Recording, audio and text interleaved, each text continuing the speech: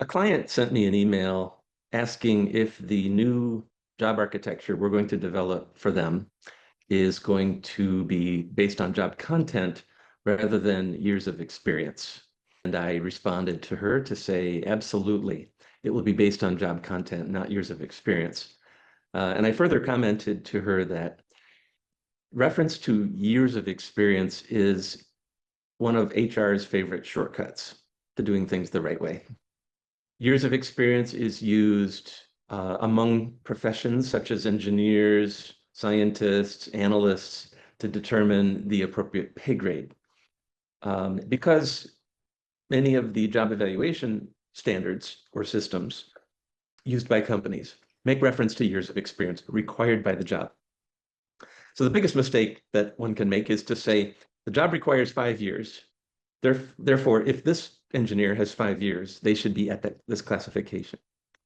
The problem with that is the job content may not require 5 years, even for a person who has 5 years. You put an engineer in charge of sustaining engineering for this pen. Sustaining engineering means future refinements of the design, not the original design, just sort of maintenance of the design. That's called sustaining engineering. Now, after 5 years, you'd think that engineer would be quite bored of looking after, the next generation of this pen. But this is not the next generation product. This is a legacy product. So they can't transform this into some fancy new pen. It has to be the same pen. It's just refining it a little bit here and there. For example, addressing defect rates or something. Okay, 5 years doesn't mean your job has grown.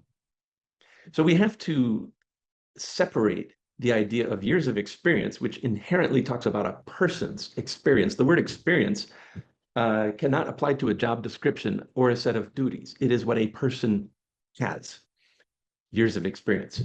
That's the person. If you know anything about job evaluation, and all HR people know this, it's the job, not the person, that determines the grade. Okay, but this is still often abused, or we fall back into what the person has when we should focus on what the job requires.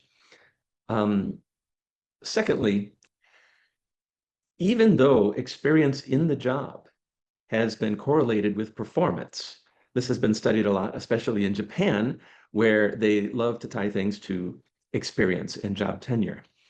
And to justify that practice, several studies have shown there is a correlation between job tenure, not age, not time with the company, job tenure, how long you've been doing this particular job, and performance. Okay, good enough. However, once again, the duties may not have grown. And also, even the skills and the competence may not have grown. Experience is not measurable just in number of years, but in what you've been through and what you learned from it. That's actually the measure of experience. I use the example of 2 police officers, one in the Philippines, one in Singapore. Both have been on the force for 5 years. Who has more experience? Huh? They have the same, no, they don't. The Singaporean knows how to fill out the paperwork when somebody lost their wallet. The police in Philippines has been shot at several times and has seen dead bodies and done a lot of drug busts, and they've seen a lot more action than the Singaporean police force. And by the way, the relative lack of crime in Singapore is because of how good the Singapore police force is. Really, they're ready. But in terms of experience, what have they seen? How many riots have they broken up? I think you have to say that the Philippine police officer may have seen more crime on the streets. I love the Philippines, by the way. But you get my point. Experience is not strictly measured by years of doing something. It's what you've been through. It's the experiences that you add up. And it's not just years. Another example, if you have been part of a merger and acquisition team, those 18 months of doing the due diligence, the integration, harmonization, planning, and implementation, and playbooks, and communication, and change management, you gain more experience in those 18 months than you gain in 5 years of business as usual, maybe even 10 years.